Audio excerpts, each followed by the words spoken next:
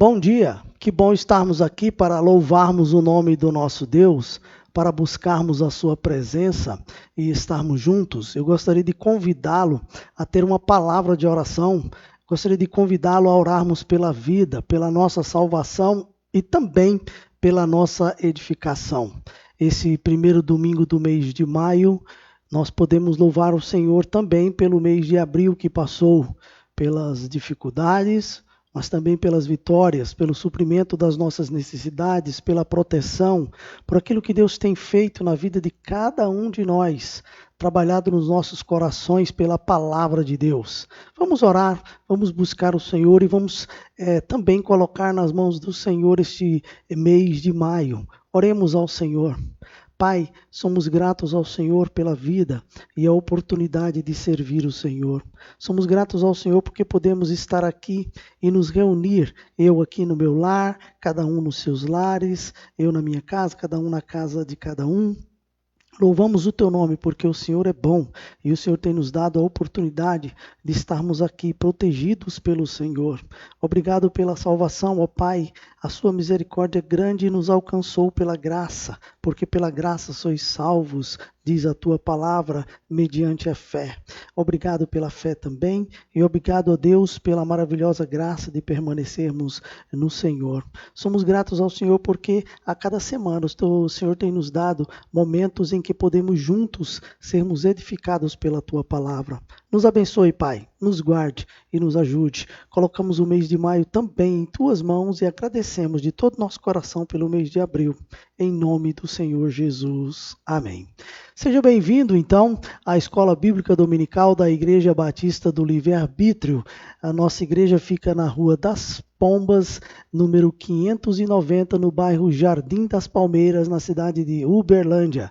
Deus abençoe a sua vida e eu quero convidá-lo a louvar ao Senhor conosco agora, neste momento, em nome do Senhor Jesus. Pastor Atos, ele está nos conduzindo nesse momento de afastamento, nesse momento de distanciamento social. Pastor Atos, a irmã Gilca, pessoal que tem trabalhado na área da música para que possamos louvar o Senhor durante esse período juntos na escola dominical, no culto de domingo à noite e nas quartas-feiras. Louve ao Senhor conosco, em nome do Senhor Jesus. Amém.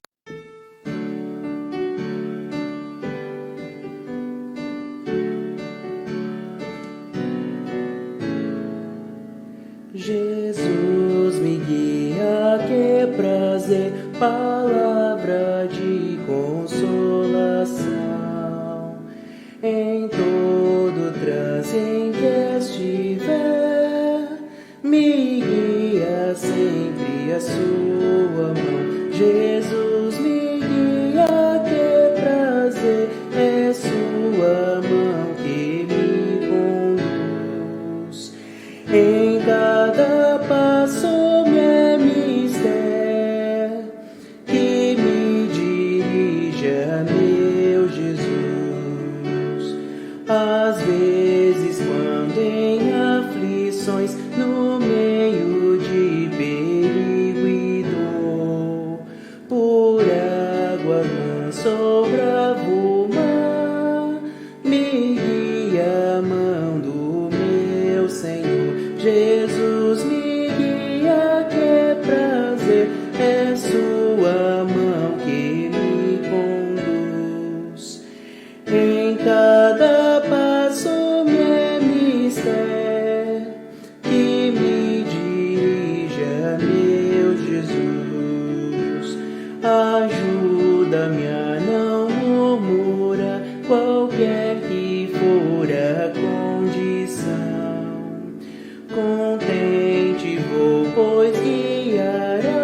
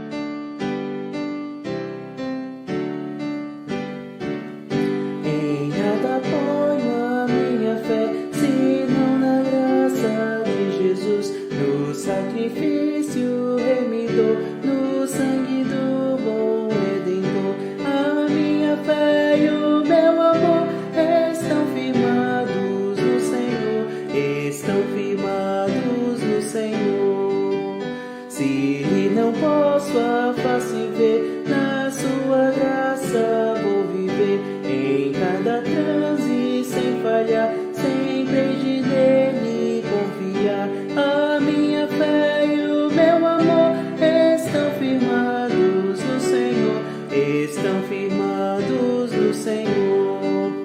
Seu juramento é muito leal, abriga-me no temporal. Ao vir cercar minha tentação, é Cristo a minha salvação. A minha fé e o meu amor estão firmados no Senhor, estão firmados no Senhor. Assim que o seu clarim soar, irei com ele me encontrar e gozarei da redenção com todos que no céu estão. A minha fé e o meu amor estão firmados no Senhor, estão firmados no Senhor.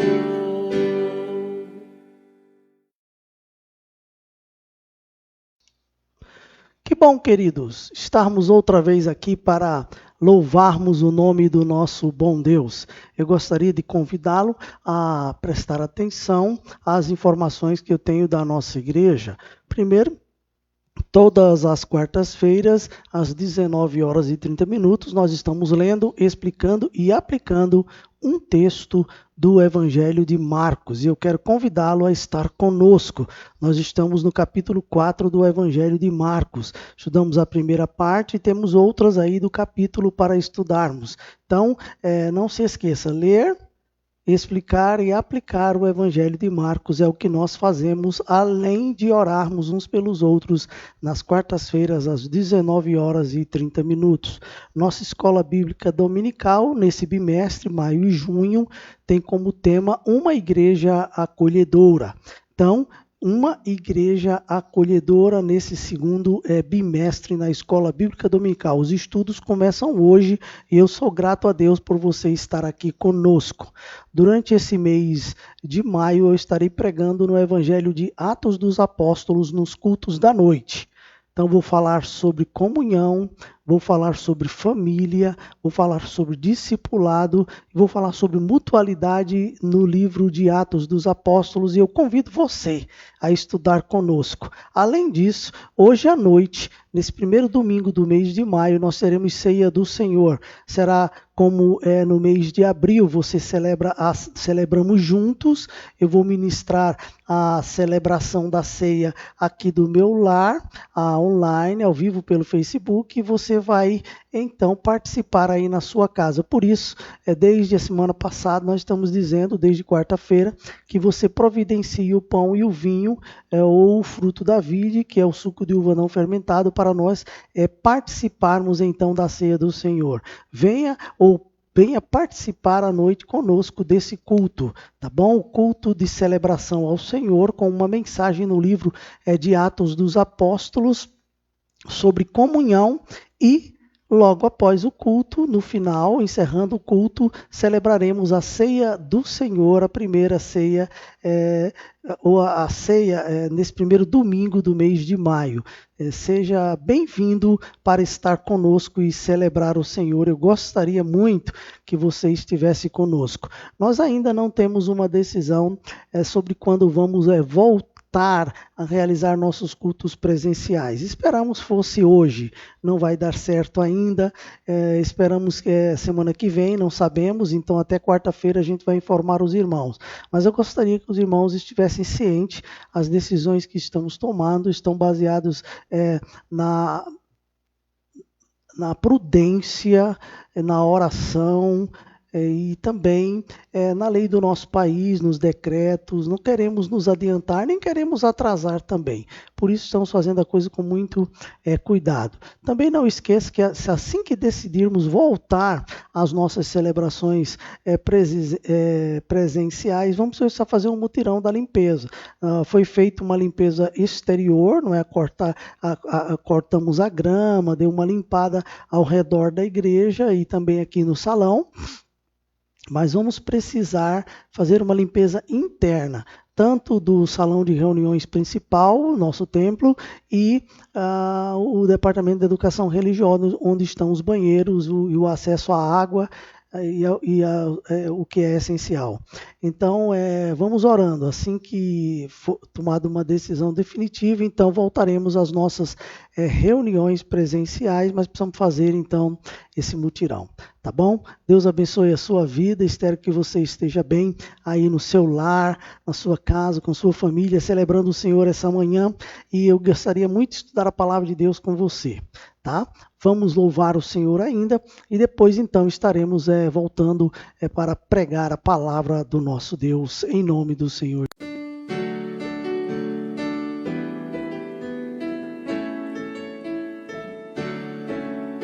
A lei do Senhor é perfeita e restaura a alma. O testemunho do Senhor é fiel e dá sabedoria simples. São mais desejáveis do que o ouro depurado. São mais doces do que o mel e o destilar dos favos. São mais desejáveis do que o ouro depurado. São mais doces do que o mel e o destilar dos favos. Os preceitos do Senhor são retos e alegram o coração. O mandamento do Senhor é puro, ilumina os olhos. São mais desejáveis do que o ouro depurado. São mais doces do que o mel e o destilar dos favos. São mais desejáveis do que o ouro depurado. São mais doces do que o mel e o destilar dos favos. O temor do Senhor é límpido e permanece para sempre. Os juízos do Senhor são verdadeiros e justos juntamente. São mais desejáveis do que o ouro depurado. São mais doces do que o mel e o destilar dos favos. São mais desejáveis do que o ouro depurado. São mais doces do que o mel e o destilar dos favos.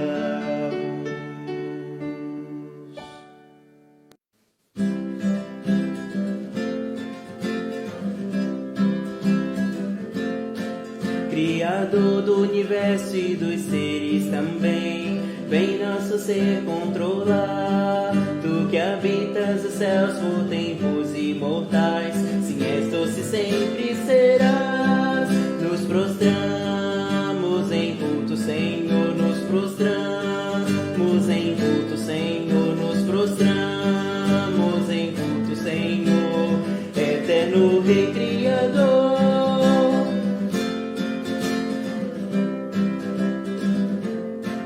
Vem Jesus com poder nosso ser transformar, queremos nos entregar. Tu que a vida na cruz deste em nosso lugar, sim, és doce sempre serás. Cristo és nosso Rei Criador, Cristo és nosso Rei Salvador, Cristo és nosso Rei Senhor, eterno Deus e Senhor.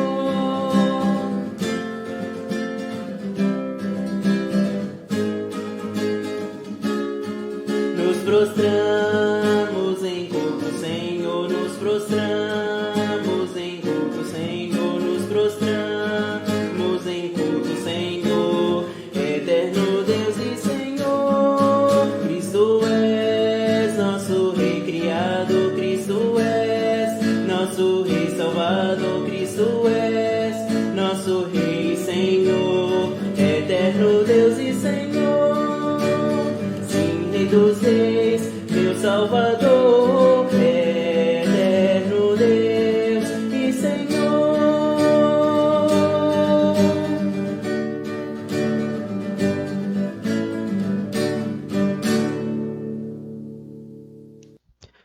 Que bom, queridos, estamos aqui outra vez, então, para juntos estudarmos a palavra do nosso Deus. Nosso texto para a memorização de hoje é Hebreus, capítulo 13, versículo de número 2.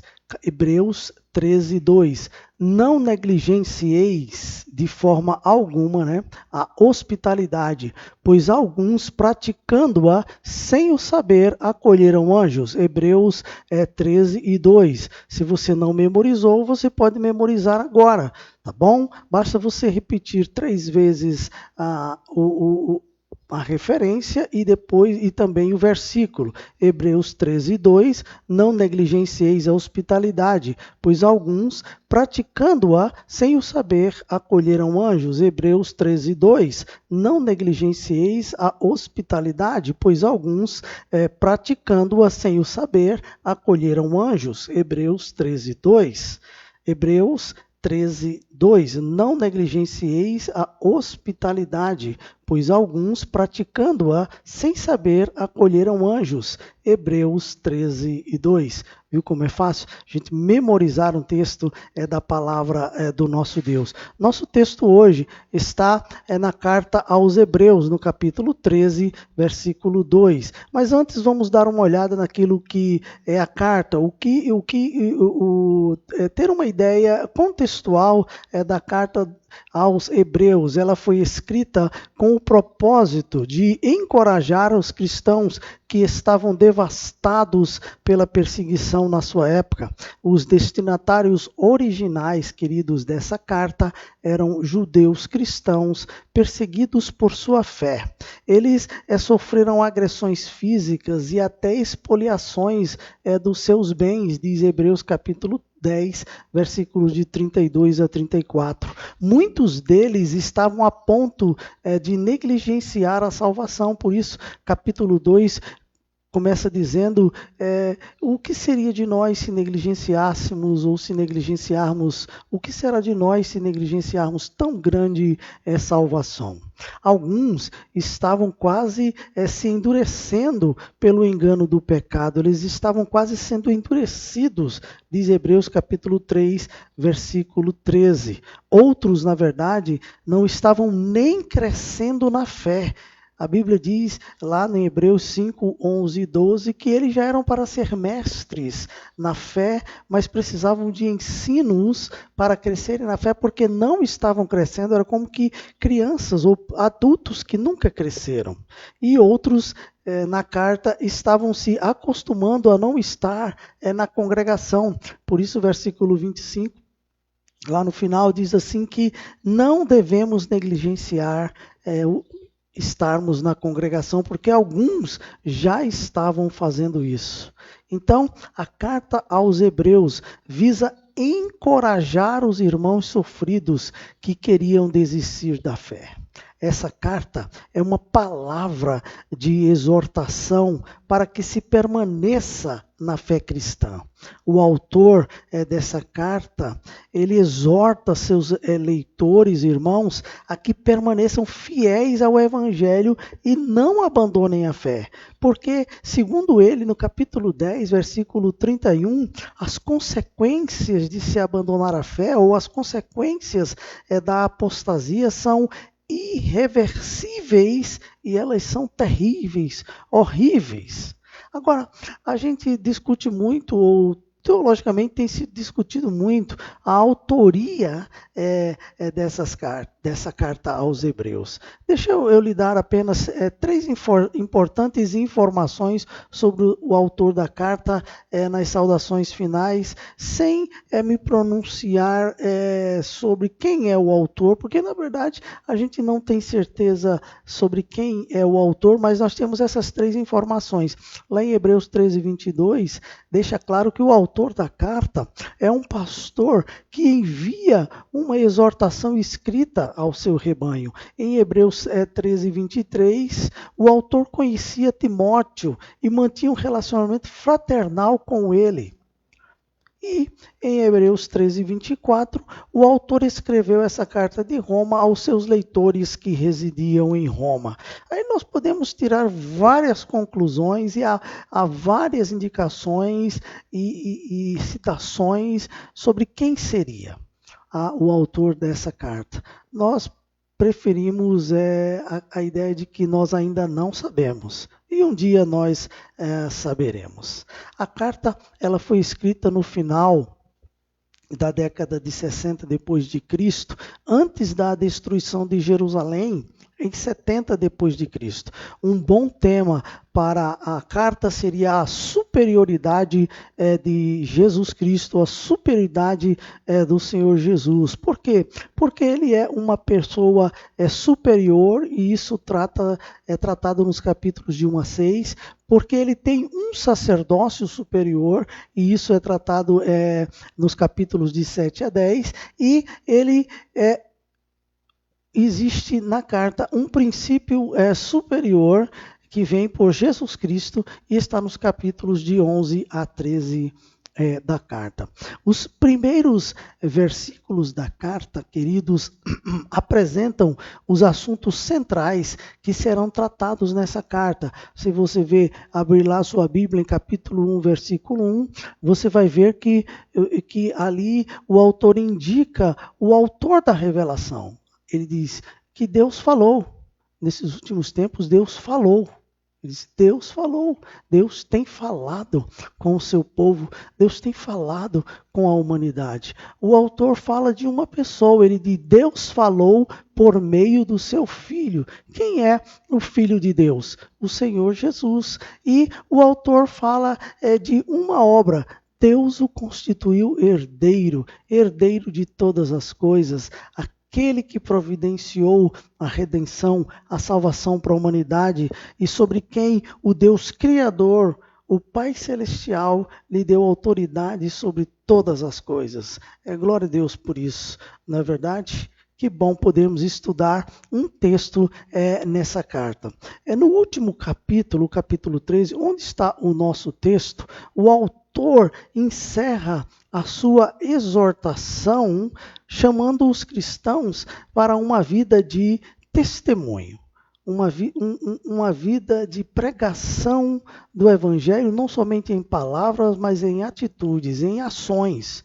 Queridos, o cristão precisa mostrar o que crê através da sua vida, através do seu cotidiano. O comportamento do crente, na verdade, revela a sua identidade. Agostinho disse, testemunhar não é algo que fazemos, é algo que somos. Robert Morrow disse, o crente é aquele cuja vida leva outros a crerem com mais facilidade. Portanto, meus amados irmãos, devemos pregar o Evangelho com a nossa vida. 1 centímetro de vida influencia mais do que quilômetros de discurso. O mundo precisa conhecer a Jesus e contemplar o Evangelho na vida dos cristãos, disse Arival Dias Casimiro. Agora escute o que Billy Graham disse. A maior necessidade do mundo hoje é de cristãos com maturidade espiritual, que não somente tenham professado a sua fé em Cristo, mas que vivam essa fé cada dia. Cada dia. Veja, Jesus disse em Mateus 5, de 13 a 16, vós sois o sal da terra, vós sois a luz do mundo, assim brilhe também a vossa luz diante dos homens, para que vejam as vossas boas obras e glorifiquem a vosso Pai que está nos céus. Queridos, que bom vermos isso, não é? O capítulo 13 de Hebreus concentra-se em alguns dos aspectos éticos, práticos e essenciais da vida cristã. Esses aspectos éticos ajudam a descrever o verdadeiro evangelho para o mundo, incentivar os outros a crerem em Jesus Cristo e trazer glória a Deus. O capítulo 13 pode ser chamado de o capítulo do viver o Evangelho de Jesus Cristo. O capítulo de viver o Evangelho de Jesus Cristo. Alguém já definiu o capítulo 13 como dando um tema a ele, a vida cristã na prática. E se nós adotarmos esse tema, o capítulo 13 pode ser dividido em 4 pontos. Versículos de 1 a 3 é uma vida de deveres sociais. Então, a vida cristã na prática é uma vida de deveres sociais. Agora, versículos de 4 a 6, a vida cristã na prática é uma vida de pureza e contentamento. A vida cristã na prática é uma vida de atitude apropriada em relação aos líderes espirituais, versículos 14, de 7 a 14 e depois o 17. E a vida cristã na prática, em quarto lugar, é uma vida que adora a Deus, serve as pessoas e desfruta dos privilégios espirituais, versículos de 15 a 25. Que bom nós olharmos a carta por essa forma. Se nós fôssemos citar apenas os deveres cristãos no capítulo 13, nós podemos fazer uma lista. Veja aí, versículo 1, devemos amar uns aos outros. Versículo 2, devemos ser hospitaleiros. Versículo 3, devemos visitar os que sofrem. Versículo 4, devemos cultivar a pureza cristã, sexual, a pureza sexual. Versículos 5 e 6, devemos viver contentes com a nossa vida, com o que temos, com o que o Senhor tem nos dado para sobreviver e viver. Versículos 7, 8 e 17, devemos considerar os nossos líderes espirituais, segui-los, ouvi-los, sermos obedientes, incentivarmos, orarmos por eles, vivermos segundo sua orientação. Versículos 9 a 14, devemos fugir dos falsos ensinos. Versículos de 15 a 17, devemos adorar a Deus e servir as pessoas. E versículos 18 a 25, devemos desfrutar dos privilégios espirituais. Veja que lista maravilhosa, queridos. Nosso tema da Escola Bíblica Dominical, do nosso assunto de hoje, é: será que somos tão receptivos e acolhedores quanto acreditamos ser? Será que somos tão receptivos e acolhedores quanto acreditamos ser? Nosso versículo para memorização, Hebreus capítulo 13, versículo 2, diz: não negligencieis a hospitalidade, pois alguns, praticando-a sem o saber, acolheram anjos. Hospitalidade. Isso nos faz refletir sobre a nossa hospitalidade como comunidade de fé, como igreja de Cristo. Pense comigo. Não negligencieis a hospitalidade, pois alguns, praticando-a sem o saber, acolheram anjos. Vamos refletir sobre como nós somos ou não somos hospitaleiros. Como a nossa comunidade é ou não. A hospitalidade, queridos, era muito importante no primeiro século da era cristã. Isso devido às condições desfavoráveis, física e moral, das pensões daquela época. Por isso, o Novo Testamento, ele ressalta a importância do lar cristão, descrevendo-o como lugar que esteja aberto a todos quantos pertençam à família de Deus. A hospitalidade não deve ser negligenciada. A Bíblia é muito clara sobre isso. Ela é ordenada a todos os cristãos e exigida dos líderes cristãos. Vamos ver alguns versos para apoiar a nossa tese junto com Hebreus 3, 13 e 2. Romanos 12, versículo de número 13. Compartilhai as necessidades dos santos. Olha o restante do versículo. Praticai a hospitalidade. Agora, veja 1 Timóteo, capítulo 3, versículo 2. É necessário portanto, que o bispo seja irrepreensível, esposo de uma só mulher, temperante, sóbrio, modesto, veja, hospitaleiro, apto para ensinar. É necessário que o bispo seja irrepreensível, esposo de uma só mulher, temperante, sóbrio, hospitaleiro, apto para ensinar. Agora, Tito 1:8. Antes, ele está falando também sobre dons ministeriais, sobre funções ministeriais. Aqui em Tito fala sobre o presbitério. Ele diz, os presbíteros, ele diz, antes, hospitaleiro. Hospitaleiro. Amigo do bem, sóbrio, justo, piedoso, que tenha domínio sobre si. Hospitaleiro, amigo do bem, sóbrio, justo, piedoso, que tenha domínio de si. A hospitalidade, queridos, conforme lemos, é considerada uma prova de amor cristão e deve ser mostrada aos irmãos na fé, aos pobres, aos estrangeiros e até aos inimigos. Veja, a 1 Timóteo 5:10. Seja recomendada pelo testemunho de boas obras. Ele está falando aqui das viúvas. Seja recomendada pelo testemunho de boas obras. Tenha criado filhos, exercitado hospitalidade, lavado os pés dos santos, socorrido a atribulados, se viveu na prática zelosa de boas obras. Queridos, agora vamos dar uma olhada em outro versículo bem significativo sobre isso. 1 Pedro 4, de 7 a 10. Ora, o fim de todas as coisas está próximo. Sede, portanto, criteriosos e sóbrios a bem das vossas orações. Acima de tudo, porém, tende amor intenso uns para com os outros, porque o amor cobre multidão de pecados. Sede mutuamente hospitaleiros, sem murmuração.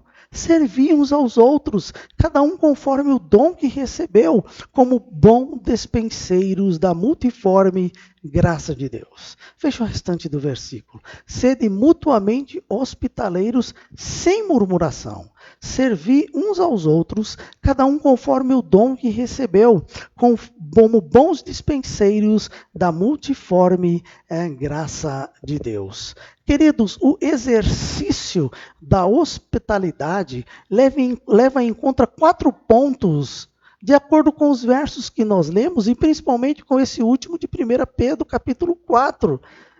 Veja, primeiro ponto, a iminência da volta de Cristo. Para nós, os cristãos, que cremos na volta do Senhor Jesus, que cremos nas dispensações, que cremos que Cristo voltará antes do milênio, antes da grande tribulação, que cremos que Cristo voltará para buscar a sua igreja, para resgatá-la antes dela entrar na grande tribulação, antes de o mundo entrar na grande tribulação. Nós que cremos assim, segundo a Escritura, devemos praticar a hospitalidade. Devemos ter comunhão com os irmãos, devemos viver de modo sóbrio, não devemos negligenciar a hospitalidade de maneira alguma, e não devemos viver murmurando ou reclamando da nossa vida por conta disso. Devemos, ó queridos, viver na iminência, ou com a consciência da iminência da volta de Jesus. Acreditamos que Ele pode vir a qualquer momento, e glorificamos a Deus por isso.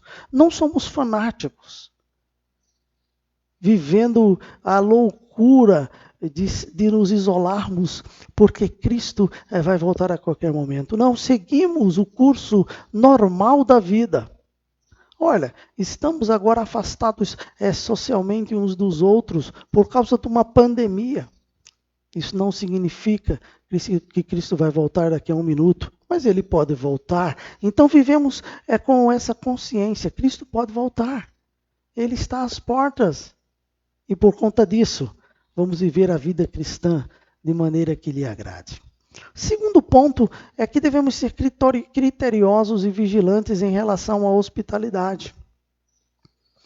Devemos, então, ser sóbrios.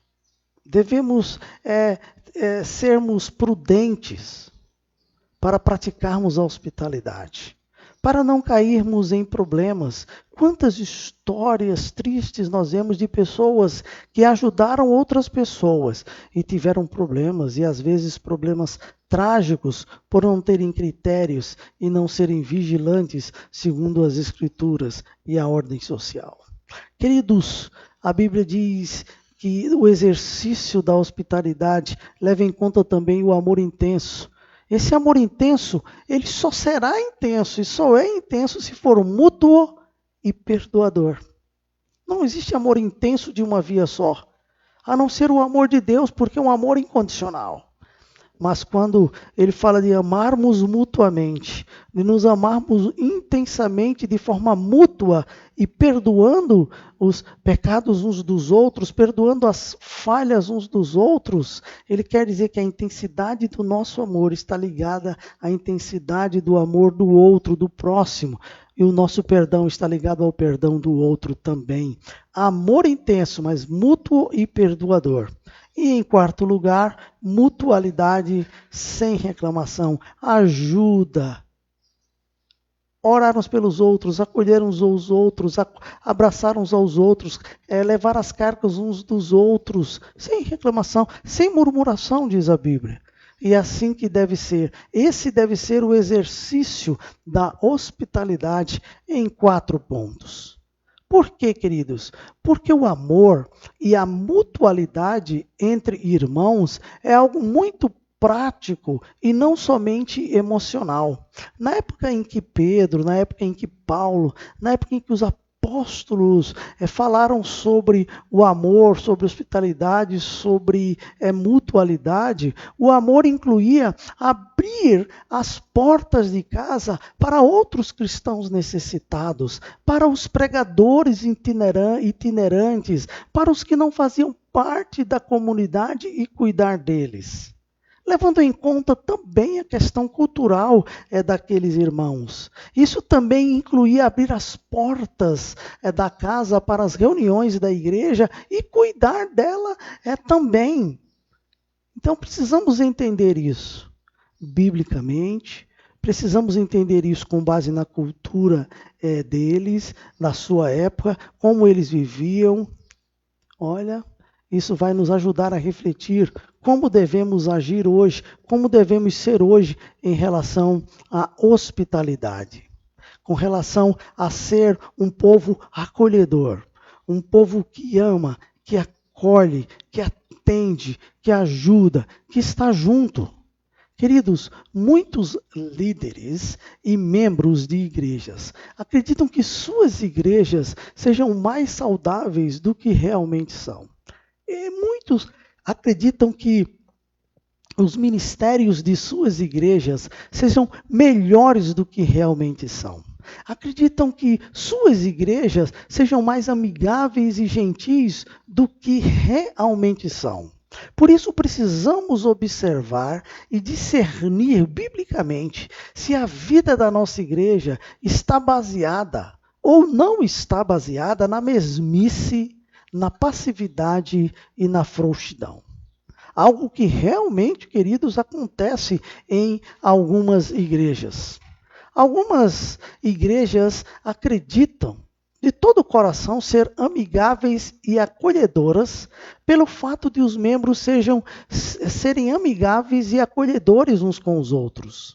O que geralmente acontece nas igrejas é que as igrejas ou os membros das igrejas não se colocam no lugar dos que as visitam, no lugar dos seus visitantes. A maioria de nós, como membros de igrejas, nos esquecemos de como é ser alguém que visita uma igreja pela primeira vez.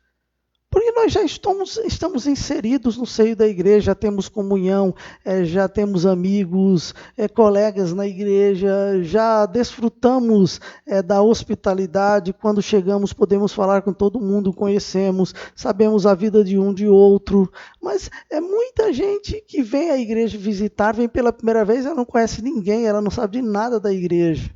E coloque-se no lugar de uma pessoa assim. Se você fosse uma pessoa que viesse visitar, ou fosse visitar nossa igreja, ou participar conosco na primeira reunião, de uma reunião pela primeira vez, como que você se sentiria?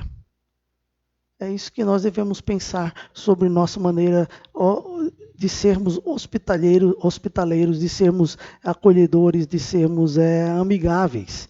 Em 2018, foi feita uma pesquisa sobre o porquê de muitas igrejas não voltarem o porquê de muitas pessoas não voltarem a uma determinada igreja depois de uma primeira visita e por quê.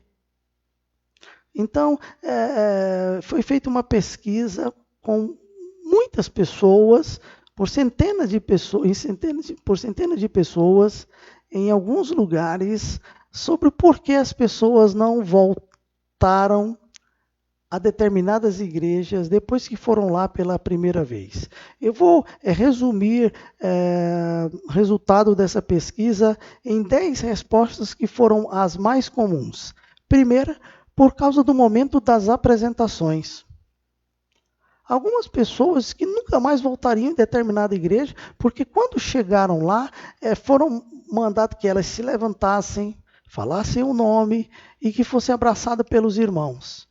E então, para os irmãos, isso é uma bênção. A gente gosta de se abraçar, de ir lá e tá. Tem igreja que tem esse momento, não é de que as pessoas se levantam e se abraçam. Mas a pessoa que está visitando, a maioria delas, disse que não gostavam desse tipo de coisa. E eles não voltariam numa igreja que fosse assim. Segundo, por causa de membros hostis culturalmente na igreja. Pessoas que olharam para eles com um olhar discriminatório, com um olhar discriminador. Por causa da sua cultura, sua maneira de vestir, seu penteado, sua maneira de falar, seu jeito de ser.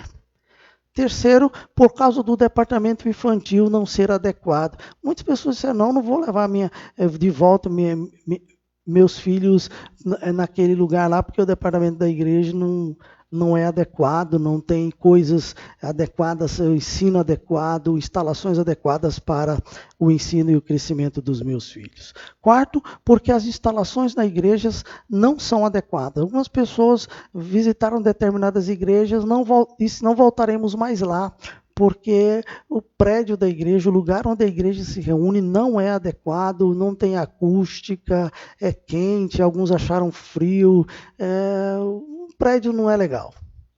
Quinto lugar, porque não há informações acessíveis sobre a igreja na igreja. Eles chegaram na igreja, saíram da igreja sem nenhuma informação plausível, nenhuma informação documental sobre a igreja. E não tinha em lugar nenhum na igreja um mural, um folheto, que eles pudessem ter informações melhores sobre a igreja, como se tornar membros da igreja, como participarem da igreja, como frequentarem a igreja, como os horários de reuniões. Em sexto lugar, porque as redes sociais da igreja não são claras sobre a igreja. As redes sociais diziam uma coisa, quando eles chegavam lá a igreja era outra. Isso tem acontecido muito em algumas igrejas, né? Eles têm um bom sistema de marketing, um bom sistema de redes sociais, mas quando as pessoas chegam lá, a outra é uma outra realidade. Sétima coisa que foi mais citada, a sétima resposta, é porque não há sinalização de como chegar à igreja. Muitas pessoas dizem que rodavam muito para encontrar determinada igreja e perdiam o culto, ou quando chegaram tarde demais, e então resolveram não ir mais naquele lugar. Oitava resposta, porque a linguagem interna da igreja não é compreensível. Bom, eles até elogiaram as músicas e a pregação de determinadas igrejas, mas muito depois do culto ou antes do que conversaram ali e ouviram, eles não entenderam nada porque eram evangeliqueis. Eles não entendiam, é como se eles estivessem no lugar onde se falasse um outro idioma. Nona resposta, porque o culto é sem ordem e maçante. O culto se tornou cansativo. Muita gente falando, eles não conseguiram identificar o que era música congregacional, o que era um especial, uma apresentação, quem estava pregando, quem estava dando testemunho. Então não voltamos mais lá, a gente não consegue seguir o programa da igreja, na verdade não tem um programa. E a 10ª resposta mais comum é que eles não podem ficar à vontade. Eles não se sentiram em casa, se sentiram peixes fora do aquário. Bom, isso foi a maioria das respostas negativas sobre se as igrejas são ou não acolhedoras e se elas providenciam meios para as pessoas se sentirem acolhidas. Mas, na mesma pesquisa, para ser justo, aqueles que elaboraram a pesquisa, também tinha na pesquisa o porquê as pessoas retornariam a determinada igreja depois de visitá-las pela primeira vez. E eu também fiz um resumo aqui das 10 respostas mais comuns. Das 10 respostas mais comuns. Veja, algumas respostas nessa pesquisa que outras pessoas responderam, bate de frente com a da mesma pesquisa das pessoas que deram respostas negativas, né? E agora as respostas positivas. Por que eu voltaria a determinada igreja que fui visitar pela primeira vez? Primeiro, porque alguém o chamou para sentar ao seu lado. Alguém foi receptivo. Olha que coisa interessante.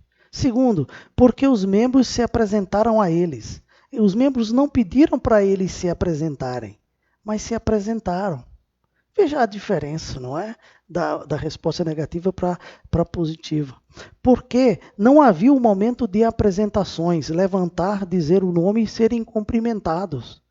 Eles preferiram que os membros se apresentassem, que conversassem com eles, que os chamassem para sentar ou conduzisse-os ao lugar onde eles deveriam sentar-se e participar da reunião. Quarto, porque as sinações da igreja eram claras.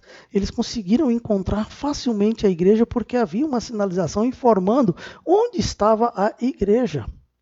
Quinto, porque havia informações da igreja na igreja, porque eles entraram naquele lugar e quando entraram estava acessível informações sobre o que é a igreja, por que ela existe, o que ela crê, por que ela estava ali, qual o seu interesse por elas, qual o programa de trabalho, o que elas pensam do evangelho. Porque as instalações nesse lugar para as crianças eram boas, elas acharam adequadas as instalações para as suas crianças e o ensino que ali era ministrado por faixa etária. Em 7º lugar, porque os membros não foram hostis culturalmente. Porque os olhares não foram de susto, de recriminação, de espanto, mas foi um olhar normal, como quem olha para qualquer pessoa. Gente, que coisa maravilhosa, hein? Uma igreja desse tipo. Porque quinto, sexto, sétimo, 8º lugar. Porque em 8º lugar, aqui eu errei na nomenclatura, não deixa eu chegar. 5, 6, 7, 8. Deixa eu voltar aqui. 4, 5, 6, 7, é isso. Porque não foram hostis culturalmente, 8. Porque perceberam que havia interesse na igreja por eles. Eles perceberam, da maneira como foram recebidos, que a igreja tinha interesse nas suas vidas, que eles fossem salvos e que eles participassem ali da igreja. Porque alguém na igreja se comunicou com eles depois daquela visita. Veja, porque alguém da igreja se comunicou com eles depois daquela visita. Por isso que é bom anotar o nome das pessoas, pegar o telefone delas, o WhatsApp, o Facebook, para poder então ter um contato depois. Outra coisa que eles responderam, porque o ambiente era agradável e sadio. Era um ambiente leve. Que coisa maravilhosa. Porque o culto foi objetivo e a mensagem foi clara. Não foi aquela coisa maçante, repetitiva. Os hinos não foram aquela coisa tipo mantra, longo demais, mas também não foram curtos demais. Era compreensível a letra. E a mensagem que foi pregada foi uma mensagem que eles puderam entender. E também porque o culto, porque as instalações das igrejas eram boas. Olha, porque a instalação da igreja era boa. Temos que zelar pelo nosso patrimônio também. Queridos, deixa eu te falar uma coisa. Quando a gente pensa sobre essas duas listas, quais das duas listas representam melhor a nossa igreja? Ou estamos um pouco em cada? Nós precisamos pensar, essa pesquisa foi feita em 2018, há 2 anos atrás, em centenas de igrejas e com centenas de pessoas. Queremos realmente, queridos, que a nossa igreja faça a diferença na comunidade onde ela está inserida. Queremos que ela seja, na verdade, uma igreja acolhedora, se é isso que nós queremos. Para isso, queridos, vamos precisar assumir algumas posturas e tomar algumas atitudes. Precisamos assumir determinadas atitudes. Precisamos assumir ou tomar determinadas decisões para que a nossa igreja se torne uma igreja acolhedora. Nesse primeiro estudo, onde nós olhamos sobre o que a Bíblia fala sobre hospitalidade, e onde observamos e podemos ler essa pesquisa, resumindo 10 coisas, por que as pessoas não voltariam à igreja pela primeira vez e por que as pessoas voltariam. Nós chegamos à conclusão de que o que precisamos fazer para a nossa igreja se tornar uma igreja acolhedora são basicamente 4 coisas. Primeiro, concluindo o nosso estudo, precisamos investir na unidade da nossa igreja. Já temos trabalhado isso e já faz um tempo. Então eu penso e eu creio que chegou a hora de investirmos na unidade da nossa igreja. Muito mais do que já temos investido. Precisamos realmente olhar para nós e vermos se estamos em Cristo e o que precisamos fazer para que esse estar em Cristo se torne estar uns com os outros em unidade para servir a Cristo. Precisamos investir em unidade. Por isso, precisamos corrigir a nossa postura, a nossa maneira de pensar, a nossa maneira de agir. A Bíblia diz, pensem concordemente. Então pense comigo. O que é pensar concordemente? O que é pensar mutuamente sobre determinada coisa? Investir na unidade da igreja. Queridos, eu e você precisamos olhar para a igreja como corpo de Cristo, como família de Deus, como edifício de Deus, que cresce pelo auxílio de todos. Segunda coisa que precisamos fazer para a nossa igreja se tornar uma igreja acolhedora é servir na diversidade. Olha, somos diferentes uns dos outros. Temos dons diferentes uns dos outros. E Deus, por isso, tem nos chamado para determinadas funções diferentes uns dos outros.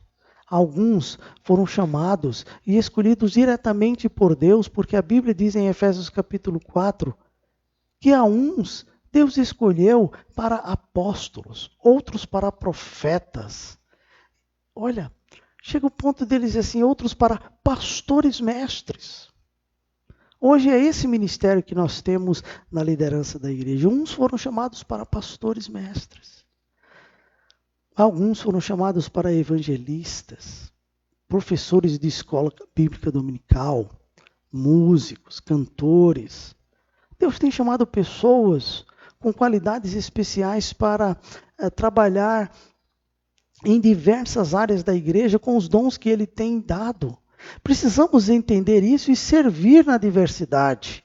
Cada um fazendo a sua parte dentro do dom que recebeu. Não querendo estar fazendo o que o outro está fazendo, ou atrapalhando o que o outro está fazendo, ou tentando atrapalhar o que o outro está fazendo, mas servindo junto na diversidade. Olha, no meu caso, eu sou o pastor titular da Igreja Batista do Livre-Arbítrio no bairro Jardim das Palmeiras, em Uberlândia. Meu filho é pastor ordenado e serve como membro aqui na nossa igreja e tem me ajudado na escola bíblica dominical e tem me ajudado na área da música. Eu tenho que entender a função dele, ele tem que entender a minha função. Nós temos irmãos que trabalham na área de finanças da igreja. Embora eu seja o representante legal da igreja, Deus deu àqueles irmãos a responsabilidade de cuidar da área financeira da igreja. Eu preciso olhar para eles com muita sabedoria e discernimento e ajudá-los em sua função e não querer fazer o que eles fazem. A mesma coisa é na área da secretaria da igreja. A mesma coisa é na área da escola bíblica dominical. Hoje nós temos apenas uma classe para adultos e jovens, mas já tivemos classes divididas. Eu tenho que tomar cuidado para não invadir o espaço daqueles irmãos. E ter a minha classe, eles tinham a deles, significa fazer o nosso trabalho de acordo com aquilo que nós cremos, segundo as Escrituras. A nossa igreja tem um manual de fé e prática, então seguimos as diretrizes da Escritura do manual de fé e prática, sem nos desviar. Então, cada um dentro da sua função, servir na diversidade. Pense, se a nossa igreja tivesse grupos pequenos, esses grupos pequenos seriam de crescimento, de edificação para um bem maior, que é o alcance de pessoas para Cristo. E o crescimento espiritual e numérico da igreja, ou cada grupo pequeno seria uma igreja diferente. Isso não seria servir na diversidade. Servir na diversidade é ser um corpo. É ser um corpo. E um corpo não pode ser dividido, senão ele não subsiste. Isso segundo o Senhor Jesus. Terceira coisa que precisamos fazer para a nossa igreja se tornar uma igreja acolhedora é abraçar a mutualidade. É ser amigo de verdade, irmão de verdade, é ajudar de verdade. Não é esperar receber algo em troca, ser reconhecido. Não, querido, não, querida. Não, irmãos, precisamos servir por servir. Servir por servir a Cristo. A nossa recompensa vem do Senhor, a Bíblia diz claramente, em 1 Coríntios capítulo 15, versículo 53, lá no final, o apóstolo Paulo diz que o vosso trabalho não é vão no Senhor, não é vão. Isso indica que haverá uma recompensa do Senhor para aquilo que fazemos para o Senhor. Então precisamos abraçar a mutualidade, para que a nossa igreja seja acolhedora de verdade. E, em quarto lugar, praticar a solidariedade. Olha, precisamos ser fraternos. Precisamos olhar para a nossa comunidade como uma comunidade que precisa de nós. Precisa do nosso apoio, do nosso auxílio. Estamos longe uns dos outros agora. Estamos fazendo isso aqui, pelo Facebook. Tentando dizer às pessoas o evangelho que nós pregamos. Tentando comunicar às pessoas aquilo que nós vemos do evangelho de Jesus Cristo. E como nós podemos ajudá-las. Por isso que quando terminar esse período de afastamento social, precisamos estabelecer princípios que já estão na Bíblia, mas estabelecer para a nossa comunidade local. Princípios de solidariedade. Ou, no geral, naquilo que nós queremos ser, como igreja acolhedora, princípios de unidade, princípios de diversidade, princípios de mutualidade e princípios de solidariedade. Só assim, queridos, vamos realmente ser uma igreja acolhedora. Semana que vem, estaremos continuando esse estudo sobre igreja acolhedora. Espero que isso fique no seu coração. Como que você pode agir para a igreja ser mais unida, para que ela possa compreender melhor o lugar de cada um e fazer o seu trabalho? Como nós podemos praticar melhor uns aos outros e como podemos ser solidários com os de fora e os que vêm buscando nossa ajuda e que estão querendo estar conosco. Pense, ore e tente praticar isso. Qualquer coisa, fale comigo. Eu estou à sua disposição em nome do Senhor Jesus. Vamos orar? Vamos buscar o Senhor? Curve sua cabeça, feche os seus olhos nesse momento. Pai, obrigado por podermos estudar a Tua palavra. Palavra que diz, não negligencieis a hospitalidade.